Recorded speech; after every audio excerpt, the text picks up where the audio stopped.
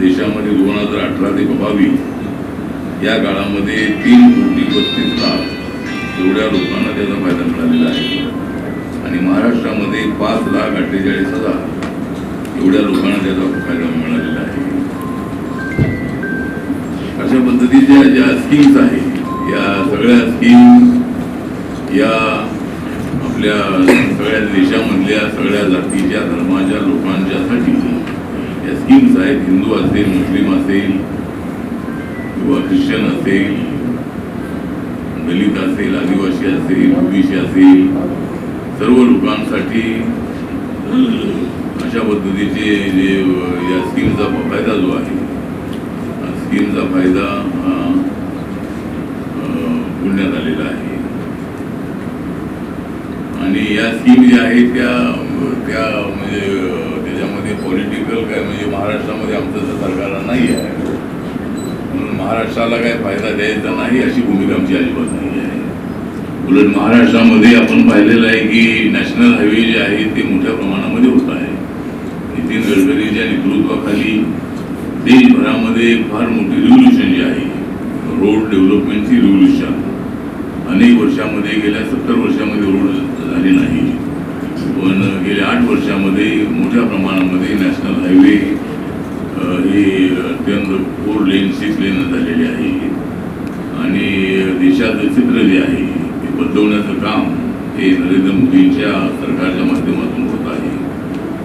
नरेंद्र मोदींचा सबका साथ, सबका विकास, सबका विश्वास, सबका प्रयास अशा पद्धतीची त्यांची भूमिका आहे. आणि नरेंद्र मोदीजी हे सगळ्या जाती धर्माच्या लोकांना घेऊन जाणारे ते आहे. आमच्या मंत्रालयाने जवळजवळ जनरल कॅटेगरीच्या लोकांना 10% आरक्षण दिलेलं आहे. पूर्वी SC, ST आणि ओबीसीना आरक्षण मिळत होतं पण आता 10% आरक्षण जे आहे ते सवर्ण समाजाला मिळालेलं आहे. सवर्ण समाजामधल्या ज्या लोकांचं उत्पादन 8 लाखाच्या आतमध्ये आहे अशा लोकांना ते रिझर्वेशनचा फायदा देण्याच्या संबंधाचा निर्णय आमच्या 4 वर्षापूर्वी आमच्या सरकारने घेतलेला आहे. समाजाचे सगळ्या समाजाला त्या आरक्षणाचा फायदा होतो. त्याच्यामध्ये हिंदू असेल, मुस्लिम असेल, ख्रिश्चन असेल, जैन असेल त्या ज्यांचं उत्पादन 8 लाखाच्या आतमध्ये आहे अशा फॅमिलीतल्या मुलांना मेडिकल, इंजिनिअरिंग, MBA किंवा म्हणजे उच्च शिक्षणामध्ये आणि नोकऱ्यामध्ये 10% आरक्षण देण्याचा निर्णय झालेला आहे. त्यामुळे आरक्षणाच्या संबंधामध्ये जो गैरसमज असायचा दलितांना, आदिवासींना, ओबीसींना मिळतं आरक्षण आम्हाला मिळत नाही त्यामुळं अनेक लोकांना आता ते आरक्षण मिळालेलं आहे. पण मराठा समाजाला एक स्वतंत्र आरक्षण हवं आहे अशी मागणी मराठा समाजाची आहे. आणि सर्वात अगोदर या महाराष्ट्रामध्ये मी मराठा समाजाला आरक्षण देण्याची मागणी केलेली आहे. कारण दलित आणि मराठ्यांमध्ये या मुद्द्यावर नेहमी वाद राहिला. दलितांना आरक्षण मिळते पण आम्हाला मिळत नाही आहे. त्यामुळं अत्याचारामध्ये म्हणजे अत्याचारही त्यामुळं होत होते. तर मी मागणी अनेक वेळेला अशी केली होती की SC, ST आणि ओबीसीच्या आरक्षणाला धक्का न लावता मराठा समाजाला स्वतंत्रपणे आरक्षण द्या. आणि नंतर मराठा समाजानेही ती मागणी उचलली आणि आम्हाला ओबीसी किंवा ओबीसीमधून आम्हाला आरक्षण नको आहे. आम्हाला आमचा कोटा किंवा आमच्या समाजाला वेगळं आरक्षण द्या. दुसऱ्यावर अन्याय करून आम्हाला आरक्षण नको आहे. आम्हाला आमचं आरक्षण द्या ही मागणी ही पॉझिटिव्हली महाराष्ट्रामध्ये करण्यात आली. मोठ्या प्रमाणामध्ये आंदोलनं झाली, मोर्चे लाखोचे निघाले आणि कधीही रस्त्यावर न येणारा जो मराठा समाज आहे तो मराठा समाज ताकदीनं बाहेर उतरला. आणि ज्यांचं उत्पादन 8 लाखाच्या आतमध्ये आहे अशा फॅमिलींना आरक्षण द्यायची ती मागणी आहे. मराठा समाजामध्ये श्रीमंत लोक पण आहेत, राजकारणामध्ये पण अग्रेसर आहेत पण सगळ्यांना आरक्षण द्यायची मागणी नाही. आरक्षण ज्यावेळेला देण्याचा निर्णय होईल त्यावेळेला 8 लाखाच्या आतमध्ये ज्यांचं उत्पादन आहे जसं ओबीसीना आरक्षण मिळालेलं आहे ते सुद्धा 8 लाखाच्या आतमध्ये ज्यांचं इयरली इन्कम आहे अशा लोकांनाच ते आरक्षण मिळते. सगळ्या ओबीसीना ते मिळत नाही आहे. त्यामुळं मराठा समाजाची मागणी हीच आहे की बाबा आमच्या गोरगरीब समाजातल्या लोकांना आरक्षण मिळालं पाहिजे. आणि महाराष्ट्र सरकार हे कोर्टामध्ये, सुप्रीम कोर्टामध्ये बाजू मांडण्यामध्ये असं म्हणणं ठरलेलं आहे. एक तर जर देवेंद्र फडणवीसांचं सरकार असतं, जर BJP RPIचं आमच्या महायुतीचं सरकार असतं तर आम्ही त्या ठिकाणी खंबीरपणे बाजू मांडली असती. या सरकारला काही ती बाजू मांडता आली नाही. त्यामुळे मराठा समाजाला जे आरक्षण मिळालं नाही त्याला हे माननीय उद्धव ठाकरे सरकार जबाबदार आहे असा आमचा आरोप आहे, आमची तक्रार आहे. त्याचबरोबर OBCचं जे आरक्षण आहे ते लोकल बॉडीजमध्ये मिळणारं जे आरक्षण आहे ते आरक्षण हे घालवण्यासाठी हे सरकार जबाबदार आहे. सरकारला योग्य पद्धतीने बाजू मांडता आली नाही आणि त्यामुळं हे आरक्षण OBCचं गेलेलं आहे. आता मध्य प्रदेशच्या संबंधामध्ये सुप्रीम कोर्टाचा काहीतरी आदेश आलेला आहे की OBCच्या आरक्षणाचा विचार करावा. तर आता राज्य सरकारने सुप्रीम कोर्टामध्ये जाऊन मध्य प्रदेश सरकार, मध्य प्रदेशच्या OBCना ज्या अर्थी आरक्षण देण्याच्या संबंधामधली भूमिका त्या ठिकाणी मांडण्यात आलेली आहे. त्या अर्थी महाराष्ट्रातल्या OBCनाही लोकल बॉडीजमध्ये आरक्षण मिळालं पाहिजे ही आमच्या महायुतीची आणि आमची मागणी आहे. तर या समाजाला सुद्धा आरक्षण लोकल बॉडीजमध्ये मिळालं पाहिजे. दुसरा विषय आहे तो एक, हे सरकार किती दिवस टिकेल काय असं सांगता येत नाही आहे. आणि नाना पटोले यांचं म्हणणं असं आहे की राष्ट्रवादीने आमच्या पाठीचा खंजीर खुपसला. जर तुमच्या पाठीमध्ये खंजीर खुपसलेला आहे, तो खंजीर खुपसलेला अजून त्याच ठिकाणी आहे की तो काढलाय आपण. जर तो खंजीर एवढा खुपसलेला आहे, आपण जर एवढे रक्तबंबाळ झालेला असता तर आपण NCP सोबत राहता कामा नये. आपण सरकारमधून बाहेर पडावं. जर हिंमत असेल तर काँग्रेस पक्षाने आपला पाठिंबा काढावा आणि आम्हाला पुढे चाल द्यावी. म्हणजे आम्हाला पुढे चाल द्यावी म्हणजे सरकार पडलं तर आम्ही वाटच बघतोय आम्ही हे सरकार कधी पडतंय आणि आमचं सरकार कधी बनवतो. त्यामुळं एकदा हे सरकार पडलं की आम्हाला सरकार बनवण्याची आमच्याकडे ताकद आहे आणि आम्ही सरकार बनवू शकतो. आमच्याकडे जवळजवळ 117 आमदार आहे, 117 आमदार आमच्याकडे आहेत आणि आम्हाला सरकार देवेंद्र फडणवीस यांच्या नेतृत्वाखाली बनवलं पाहिजे. आणि रावसाहेब दानवे पाटील म्हणाले की आम्हाला ब्राह्मण मुख्यमंत्री हवा आहे. ब्राह्मण मुख्यमंत्री म्हणजे देवेंद्र फडणवीस मुख्यमंत्री हवा आहे. आणि ते एक चांगले, जरी ते ब्राह्मण असले तरी ते बहुजनांना, दलितांना, मराठा समाजाला घेऊन जाणारे असे ते नीती आहे. मागच्या 5 वर्षामध्ये खंबीरपणे त्यांनी निर्णय घेतले आणि महाराष्ट्राच्या विकासाला गती देण्याचं काम त्यांनी केलं होतं. त्यामुळं या महाराष्ट्राचा मुख्यमंत्री देवेंद्र फडणवीस यांच्यासारखा झाला पाहिजे आणि माननीय उद्धव ठाकरे यांच्यापेक्षा ते काम करण्यामध्ये अत्यंत फास्ट आहे. माननीय उद्धव ठाकरे काम करण्यामध्ये ते माणूस चांगला आहे, पण तो काँग्रेस राष्ट्रवादीच्या चक्रवामध्ये अडकलेला तो माणूस आहे. त्यामुळं त्यांना काय योग्य निर्णय घेता येत नाही आहे. त्यामुळं एकतर उद्धव ठाकरे यांनी बॅक टू पॅव्हलियन यावं. एकतर शिवसैनिकांची प्रामाणिक इच्छा आहे की BJP आणि शिवसेना एकत्र आली पाहिजे. त्यामुळं अजून वेळ गेलेली नाही आहे. अजूनही त्यांनी विचार करायला हरकत नाही आहे. आणि जर विचार करत नसतील तर आम्ही आमची तयारीच आहे. आम्ही आता विरोधी पक्षामध्ये आहोत. 2024ची जी लढाई आहे ती किंवा 2024ची मॅच जिंकायची अशा जिद्दीनं आम्ही कामाला लागलेलो आहोत. आणि माझा रिपब्लिकन पक्ष जो आहे हा देवेंद्र फडणवीस आणि BJPच्या पाठीशी ताकदीनं उभा राहणार आहे.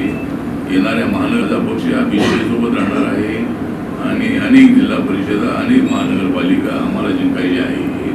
फक्त आमचं मुंबईचं टार्गेट आहे. मुंबईमध्ये यावेळेला शिवसेनेला हरवायचं अशा पद्धतीचं प्लॅनिंग आमचं आहे. बऱ्याच वर्षामध्ये शिवसेना ही BJPच्या पाठिंब्यावर राहिली आणि रिपब्लिकन पक्षाचाही पाठिंबा BJPला मिळणार होता 2012मध्ये. आणि त्यामुळं मनसेचं मोठं आव्हान असून सुद्धा RPIच्या पाठिंब्यामुळं शिवसेनेला, BJPला त्या ठिकाणी सत्ता मिळाली होती. आता मागच्या निवडणुकीमध्ये तर जवळजवळ 82 जागा या BJPच्या निवडून आल्या होत्या आणि आणि आता आम्हाला 115 जागांची आवश्यकता आहे. 118-19 जागांची आवश्यकता आहे.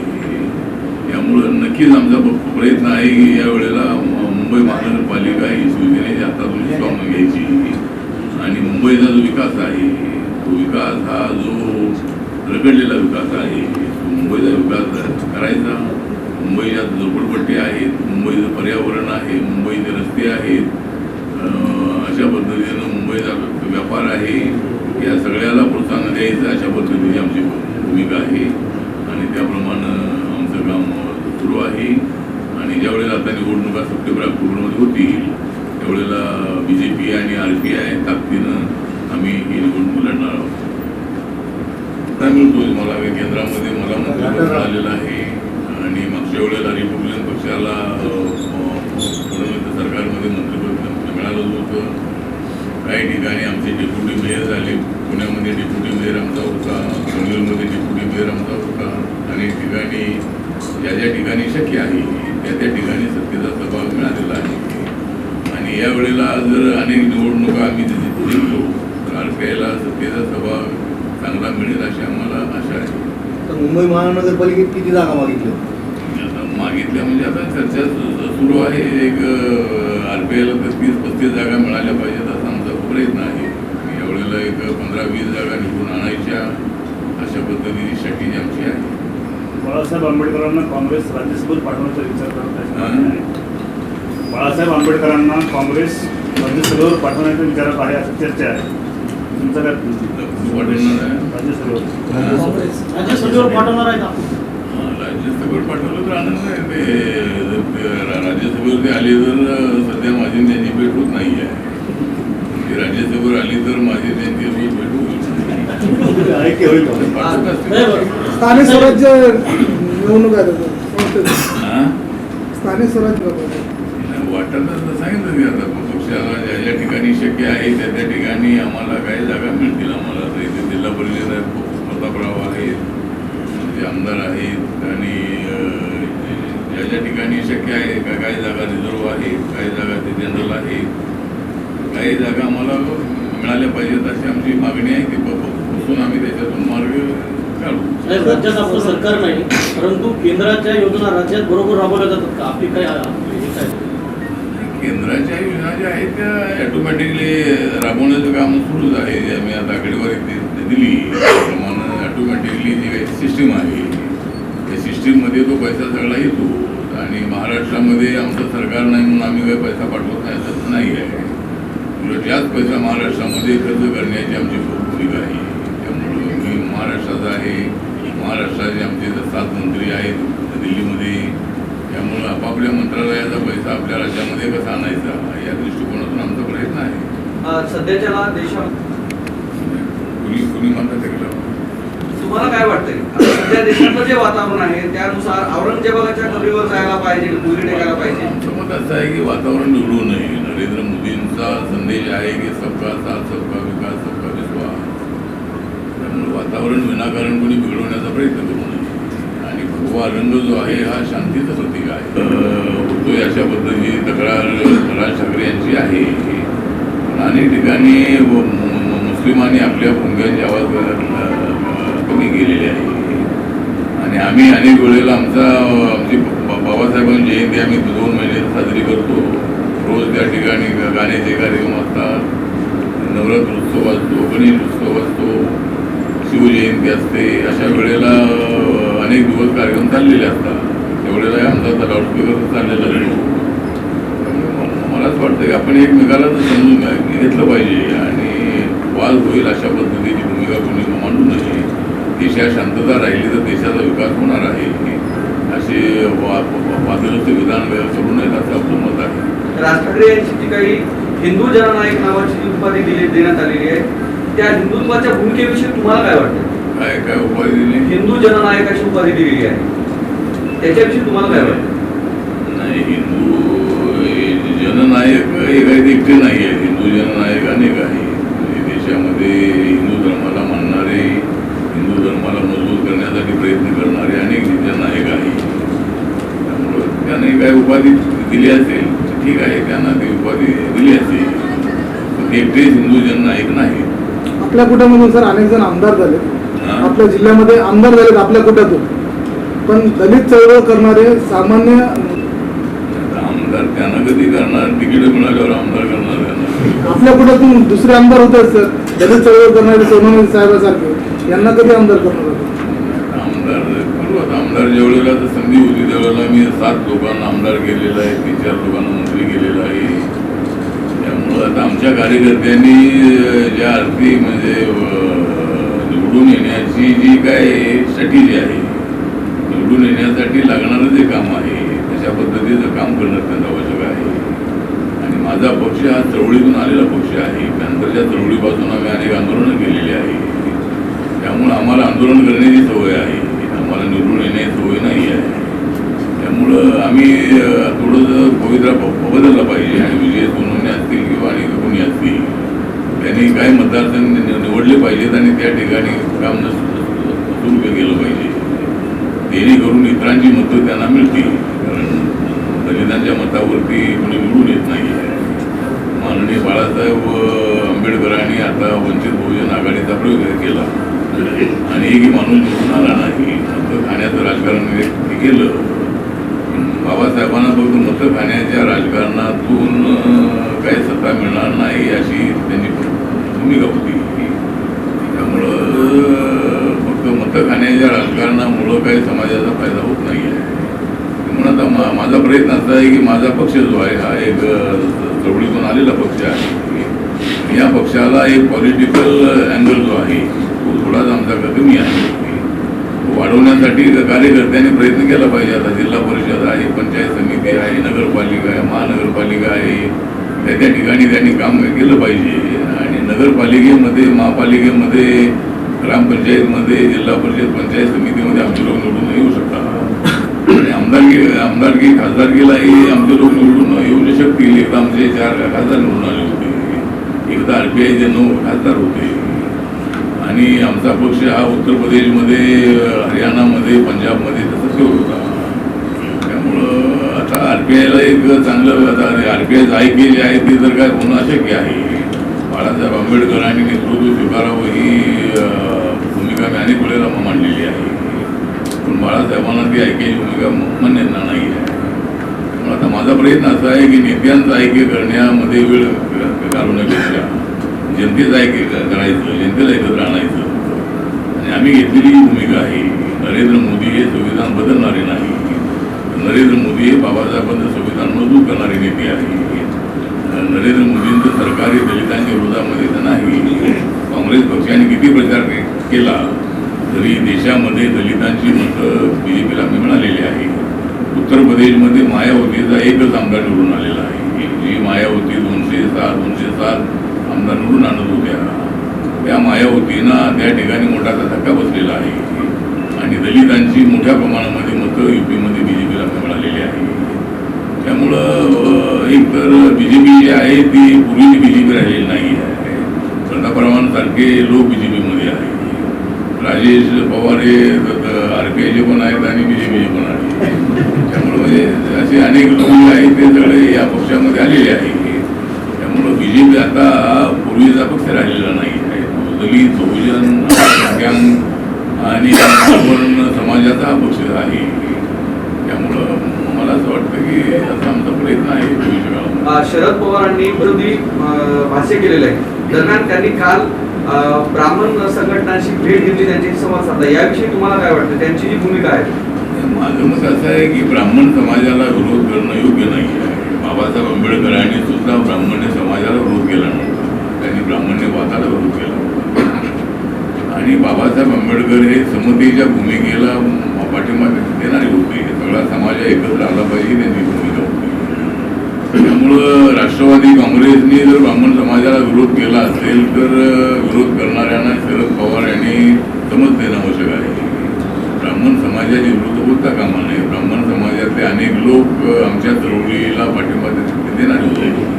त्यानंतरच्या मुवमेंटला RPIला पाठिंबा देणारे अनेक ब्राह्मण होते आहे. माझ्या पक्षाची ब्राह्मण आघाडी मी सुरू केलेली आहे.